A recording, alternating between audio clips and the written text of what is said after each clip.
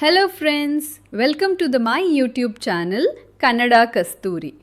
ನಿಮಗೆ ನಮ್ಮ video daily ಬೇಕಂದ್ರೆ ವಿಡಿಯೋಗೆ ಲೈಕ್ ಮಾಡಿಕೊಂಡು ಕನ್ನಡ ಕಸ್ತೂರಿ ಚಾನೆಲ್ಗೆ ಸಬ್ಸ್ಕ್ರೈಬ್ ಮಾಡಿ.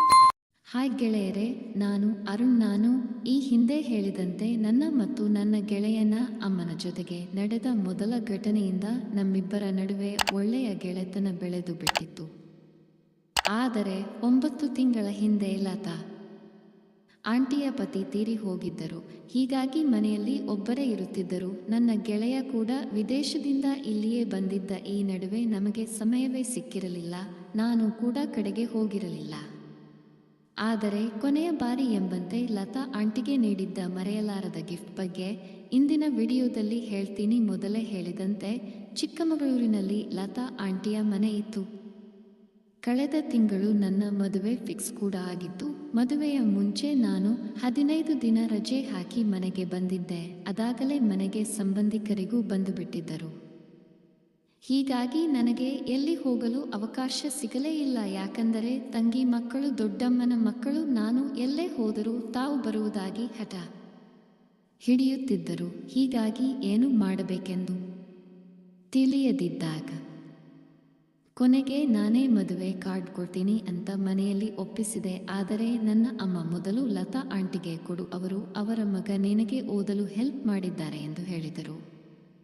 ನಾನು ಸರಿ ಅಂತ ಅವರ ಮನೆಗೆ ಹೋಗೋ ಮುಂಚೆ ನನ್ನ ಫ್ರೆಂಡ್ಗೆ ಕಾಲ್ ಮಾಡಿ ಮದುವೆ ಫಿಕ್ಸ್ ಆಗಿರೋ ಬಗ್ಗೆ ಹೇಳಿದೆ. ಆವಾಗ ಅವನು, ನೋಡಮ್ಮ, ನನಗೆ ಮದುವೆಗೆ ಬರೋಕೆ ಆಗೋಲ್ಲ, ಬೇಕಿದ್ದರೆ ರಿಸೆಪ್ಷನ್ಗೆ ಬರ್ತೀನಿ, ಹೇಗಿದ್ರು ಮದುವೆ ಇದೆ ಅಂತ ಹೇಳ್ತಾ ಇದ್ದೀಯಾ? ನನ್ನ ಅಮ್ಮನನ್ನು ನಿಮ್ಮ ಮನೆಗೆ ಕರ್ಕೊಂಡು ಹೋಗು, ನಾನು ಬರುವವರೆಗೂ ಅವರು ನಿಮ್ಮ ಮನೆಯಲ್ಲೇ ಇರಲಿ ಎಂದು ಹೇಳಿದ. ನಾನು ಈ ವಿಚಾರ ನನ್ನ ಅಮ್ಮನಿಗೆ ಹೇಳಿದಾಗ ಅವರು ಓಕೆ ಎಂದು ಹೇಳಿದರು. ಆದರೆ ನನಗೆ ಇದು ಇಷ್ಟವಿರಲಿಲ್ಲ. ಏಕೆಂದರೆ ನಾನು ಅವರ ಜೊತೆ ಏಕಾಂತದಲ್ಲಿ ಸೇರಬೇಕೆಂದು ಯೋಚನೆ ಮಾಡುವಾಗಲೇ ಈ ನಿರ್ಧಾರ ನನಗೆ ಅಡ್ಡಿ ಬಂದಿತ್ತು. ಈ ನಡುವೆ ನನ್ನ ಭಾವಿ ಪತ್ನಿ ಕೂಡ ಅದೇ ಊರಿನವಳು ಆಗಿದ್ದರಿಂದ ಆ ಕಡೆಗೆ ಹೋಗುವುದು ಸ್ವಲ್ಪ ನನಗೆ ರಿಸ್ಕಿ ಕೆಲಸ ಆಗಿತ್ತು. ಕೊನೆಗೆ ಹೋಗಲಿ ಬಿಡು ಎಂದು ಸುಮ್ಮನಾಗಿ ಬಿಟ್ಟೆ. ಒಂದು ದಿನ ನಾನು ಚಿಕ್ಕಮಗಳೂರಿನಲ್ಲಿ ಮದುವೆ ಕಾರ್ಡ್ ಕೊಟ್ಟು ವಾಪಸ್ ಬರುವಾಗ ಕತ್ತಲಾಗಿತ್ತು. ನನ್ನ ಜೊತೆಗೆ ನನ್ನ 17 ವಯಸ್ಸಿನ ಚಿಕ್ಕಮ್ಮನ ಮಗ ಅನಿಲ್ ಕೂಡ ಇದ್ದ. ಹೀಗಾಗಿ ಲತಾ ಆಂಟಿಗೆ ಮನೆಗೆ ಹೋಗಬೇಕು ಬೇಡವೋ ಎಂದು ನನಗೆ ತಿಳಿಯದಾಗಿತ್ತು. ಕೊನೆಗೆ ಆಗಿದ್ದಾಗಲಿ ಎಂದು ರಾತ್ರಿ 8 ಗಂಟೆ ಸುಮಾರಿಗೆ ಅವರ ಮನೆಗೆ ಹೋದೆ. ಅವರು ನನ್ನ ನೋಡಿದ್ದೆ ತಡಪುಲ್ ಖುಷಿಯಾಗಿ ಒಳಗೆ ಬರುವಂತೆ ಹೇಳಿ, ಯಾವಾಗ ಬಂದೆ, ನಿನಗೆ ನನ್ನ ನೆನಪು ಇಲ್ಲ ಅನ್ನಿಸುತ್ತೆ ಎನ್ನುತ್ತಾ ಇದ್ದಾಗ ನನ್ನ ತಮ್ಮನನ್ನು ನೋಡಿ ಸುಮ್ಮನಾದರು. ಆಮೇಲೆ ಒಳಗೆ ಬಾ ಅಂತ ಹೇಳಿ ಅವನಿಗೂ ಕರೆದರು. ಆಮೇಲೆ ನನ್ನ ಅಮ್ಮನಿಗೆ ಕಾಲ್ ಮಾಡಿ ಅಲ್ಲೇ ಉಳಿದುಕೊಳ್ಳುತ್ತೇನೆ, ಬೆಳಿಗ್ಗೆ ಸ್ವಲ್ಪ ಕಾರ್ಡ್ ಕೊಟ್ಟು ಮನೆಗೆ ಬೇಗ ಬರ್ತೀನಿ ಅಂತ ಹೇಳಿದೆ. ನನ್ನ ಅಮ್ಮಲತಾ ಆಂಟಿ ಫೋನ್ನಲ್ಲಿ ಕೆಲ ಹೊತ್ತು ಮಾತಾಡಿದರು. ಊಟಕ್ಕೆ ಕುಳಿತಾಗ ಲತಾ ನನ್ನನ್ನೇ ನೋಡುತ್ತಾ ಅನಿಲ್ ಜೊತೆಗೆ ಮಾತಾಡತೊಡಗಿದರು. ಮಾತಿನ ನಡುವೆ, ನೋಡಪ್ಪ ಅನಿಲ್, ಕೆಲವೊಮ್ಮೆ ಜನರು ನಮ್ಮ ಸಹಾಯ ತಗೋತಾರೆ, ನಮಗೆ ಏನು ವಿಷಯ ಹೇಳುವುದಿಲ್ಲ, ಇವಾಗ ಎಲ್ಲರೂ ಹಾಗೆ ಅಂತ ಹೇಳಿದರು. ಆಗ ಅವನು ಕೂಡ, ಹೌದು ಆಂಟಿ, ನನ್ನ ಫ್ರೆಂಡ್ ಕೂಡ ಹೀಗೆ ಮಾಡ್ತಾರೆ ಅಂತ ಹೇಳಿದ. ಆಗ ಲತಾ, ಮತ್ತೆ ನಿಮ್ಮ ಜೀವನದಲ್ಲಿ ಬೇರೆಯವರು ಬರ್ತಾರೆ ಎಂದರೆ ಅದು ಖುಷಿ ವಿಚಾರ, ಆದರೆ ಇದ್ದವರನ್ನು ಏಕಾಂಗಿ ಮಾಡಿ ಬಿಟ್ಟು ಹೋದರೆ ತಪ್ಪಲ್ವಾ ಎಂದು ಅವನಿಗೆ ಹೇಳಿದರು. ಈ ನಡುವೆ ಬೇಕಂತಲೇ ಸೋಫಾ ಮೇಲೆ ಊಟಕ್ಕೆ ಕೂತಿದ್ದ ನನ್ನ ಮುಂದೆ ಬಾಗುವುದು ಮಾಡುತ್ತಿದ್ದರು, ಸೌಂದರ್ಯವನ್ನು ತೋರಿಸುವುದು ಮಾಡುತ್ತಿದ್ದರು. ನನಗೆ ಮಾತ್ರ ಹೆದರಿಕೆ ಆಗ್ತಾ ಇತ್ತು. ಒಂದು ವೇಳೆ ತಮ್ಮನಿಗೆ ಏನಾದರೂ ಗೊತ್ತಾದರೆ ಹೇಗೆ ಎಂಬ ಪ್ರಶ್ನೆ ತಲೆಯಲ್ಲಿ ಬರ್ತಾನೆ ಇದ್ದವು. ಕೊನೆಗೆ ನಾನು ಬೇಗ ಊಟ ಮಾಡಿ ವಾಕಿಂಗ್ ನೆಪದಲ್ಲಿ ಹೊರಗಡೆ ಹೋಗಿ ಅವನಿಗೆ ಕೂಲ್ ಡ್ರಿಂಕ್ ತಂದುಕೊಟ್ಟೆ. ಅವನು ಕುಳಿದು ಹಾಲಿನಲ್ಲೇ ಮಲ್ಕೊಂತೀನಿ ಎಂದು ಹೇಳಿದ. ನಾನು ಸರಿಯಾಯಿತು, ನಾನು ಇಲ್ಲೇ ಮಲಗುತ್ತೇನೆ ಎಂದು ಹೇಳಿದಾಗ ಲತಾ ನನ್ನನ್ನು ನೋಡಿದರು. ರಾತ್ರಿ 12 ಆದರೂ ಅವರ ರೂಮಿನ ಲೈಟ್ ಉರಿತಾನೆ ಇತ್ತು. ಆಮೇಲೆ ನಾನು ಕ್ಷಮಿಸಿ ಅಂತ ಮೆಸೇಜ್ ಮಾಡಿದಾಗ ನಿಧಾನವಾಗಿ ಬಾಗಿಲು ತೆರೆದರು. ಆಮೇಲೆ ನಾನು ಅವರು ಆ ಹೊತ್ತಿನಲ್ಲಿ ಮಹಡಿ ಮೇಲೆ ಮಾತಾಡೋಕೆ ಅಂತ ಹೋದೆವು. ಆಗ ಅವರು, ನಿನಗೆ ಮದುವೆ ಅವಶ್ಯಕತೆ ಇಷ್ಟು ಬೇಗ ಇತ್ತಾ ಎಂದು ಕೇಳಿದರು. ನಾನು, ಅಮ್ಮನೇ ಎಲ್ಲ ನಿರ್ಧಾರ ತಗೊಂಡು ಮಾಡ್ತಾ ಇದ್ದಾರೆ, ನನ್ನ ಮಾತು ಕೇಳ್ತಾ ಇಲ್ಲ ಎಂದು ಹೇಳಿದೆ.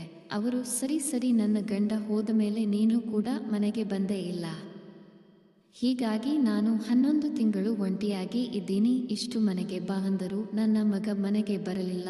ಇವಾಗ ತರಾತುರಿಯಲ್ಲಿ 10 ದಿನ ರಜೆ ಹಾಕಿ ವಿಮಾನ ಹತ್ತಿದ್ದಾನೆ. ನಾಳೆ ಬೆಳಿಗ್ಗೆ 12ರ ಸುಮಾರಿಗೆ ಮನೆಗೆ ಬರ್ತಾನೆ. ಇದನ್ನು ನಿನ್ನ ಮುಂದೆ ಹೇಳಬೇಡ, ಸರ್ಪ್ರೈಸ್ ಕೊಡ್ತೀನಿ ಎಂದು ಹೇಳಿದ್ದಾನೆ. ಆದರೆ ಇನ್ಮೇಲೆ ಅವನು ಇಲ್ಲೇ ಇರ್ತಾನೆ, ನೀನು ಇಲ್ಲೇ ಇರ್ತೀಯ, ಆದರೆ ನಾನು ಮಾತ್ರ ಒಬ್ಬಂಟಿ ಎಂದು ಹೇಳಿದಳು. ಆಗ ನಾನು ಸರಿ ಬನ್ನಿ ಒಳಗೆ ಹೋಗೋಣ ಎಂದು ಹೇಳಿದೆ. ಆವಾಗ ಆಕೆ ಯಾಕಪ್ಪ, ಮೊದಲೇ ನನ್ನ ಕಂಡರೆ ಪ್ರೀತಿ ಇತ್ತು, ಇವಾಗ ಇಲ್ವಾ, ನಾನೇನು ಮದುವೆ ಮಾಡ್ಕೊ ಅಂತ ಹೇಳ್ತಿದ್ದೀನ ಹೇಗೆ ಅಂತ ಹೇಳಿದರು. ಇವಾಗ ಕೆಲಸ ಮಾಡುವುದಿಲ್ಲವಾ ಹೇಗೆ ನೀನು ಎಂದು ಹೇಳಿದರು. ನನಗೆ ಭಯವಾಯಿತು. ನಾನು ಸಪ್ಪೆ ಮೊರೆ ಹಾಕಿದೆ. ಆಮೇಲೆ ಅವರು ನಗಾಡುತ್ತಾ, ಏನೋ ಮೊದಲಿನ ಹಾಗೆ ಮುಖ ಮಾಡ್ತೀಯಲ್ಲೋ, ಇವಾಗ ನೀನು ಮೊದಲಿನ ಹಾಗೆ ಇರಬಾರದು, ಸ್ವಲ್ಪ ಗಂಭೀರವಾಗಿ ಇರಬೇಕು. ಜೀವನದಲ್ಲಿ ಯಾವುದೇ ಸಮಸ್ಯೆ ಬಂದರೂ ಧೈರ್ಯವಾಗಿ ಎದುರಿಸಬೇಕು. ನಾವು ಹೇಳಿದ್ದೆಲ್ಲ ಸುಳ್ಳು, ನಾನು ಸುಮ್ಮನೆ ಕಾಮಿಡಿ ಮಾಡಿದೆ.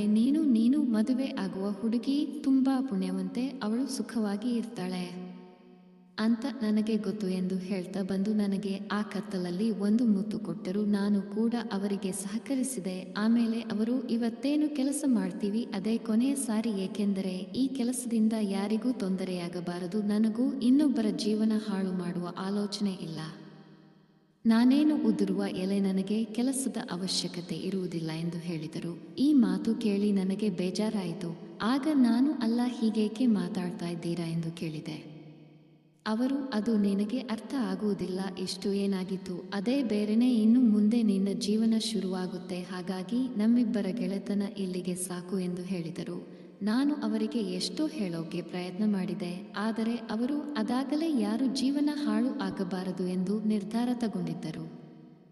ಆಗ ನಾನು, ಸರಿಯಾಯಿತು, ನೀವು ಹೇಳಿದ ಹಾಗೆ ಆಗಲಿ, ನಾಳೆ ಹೇಗಿದ್ದರೂ ನಿಮ್ಮ ಮಗ ಬರ್ತಾನೆ, ಇವತ್ತು ಒಂದು ದಿನ ಆದರೂ ಅಂತ ರಾಗ ಎಳೆದೆ. ಅವಾಗ ಅವರು, ಲೋ, ನಿನಗೆ ಪರಿಸ್ಥಿತಿ ಬಗ್ಗೆ ಸ್ವಲ್ಪ ಅರಿವಾದರೂ ಇದೆಯಾ, ನಿನ್ನ ಮದುವೆ ಇದೆ, ಯಾರಾದರೂ ಈ ಹೊತ್ತಲ್ಲಿ ನಮ್ಮನ್ನು ನೋಡಿದರೆ ನಮಗೆ ಕಷ್ಟ ಆಗುತ್ತೆ, ಇಂತಹ ಟೈಮ್ನಲ್ಲಿ ನೀನು ಏನು ಕೇಳ್ತಾ ಇದ್ದೀಯಾ, ಕೆಳಗಡೆ ನಿನ್ನ ತಮ್ಮ ಬೇರೆ ಇದ್ದಾನೆ, ಗೊತ್ತಲ್ವಾ ನಿನಗೆ ಎಂದು ಹೇಳಿದರು.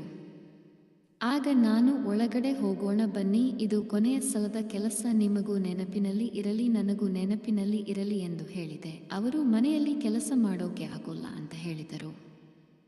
ಆಗ ನಾನು, ನೀವು ಚಿಂತಿಸಬೇಡಿ, ನಿಮಗೆ ಯಾವುದೇ ತೊಂದರೆ ಆಗೋಲ್ಲ, ನನಗೂ ಆಗೋಲ್ಲ, ನಾನು ನಿಮಗೆ ಕೆಲಸ ಮಾಡಿಕೊಡ್ತೀನಿ. ನನ್ನ ತಮ್ಮ ಹೇಳೋದು, ಇಲ್ಲ, ಅವನಿಗೆ ಆಗಲೇ ನಿದ್ರೆ ಮಾತ್ರ ಕೊಟ್ಟಿದ್ದೀನಿ, ಅವನು ಬೆಳಿಗ್ಗೆ 8ರವರೆಗೆ ಹೇಳುವುದಿಲ್ಲ ಎಂದು ಹೇಳಿದೆ. ಆವಾಗ ಲತಾ, ಬಲೆ ಕಿಲಾಡಿ, ನೀನು ಎಲ್ಲದಕ್ಕೂ ಮೊದಲೇ ಏನಾದರೂ ಮಾಡಿ ಉಪಾಯ ಮಾಡಿರ್ತೀಯ ಎಂದು ಹೇಳಿದರು. ಆಗ ನಾನು, ಇವಾಗಾದರೂ ಹೋಗೋಣ ಅಂತ ಹೇಳಿದಾಗ ಅವರು, ನಡಿ ನಡಿ ಎಂದು ಹೇಳಿದರು. ಆಮೇಲೆ ಇಬ್ಬರು ಜೊತೆಯಾಗಿ ಕೊನೆಯ ಕೆಲಸವನ್ನು ಮಾಡಿದೆ. ಆ ದಿನ ಒಟ್ಟಾರೆ ಗಂಟೆಗಟ್ಟಲೆ ಸಾಕಾಗುವಷ್ಟು 3-4 ಸಾರಿ ಕೆಲಸ ಮಾಡಿದೆ.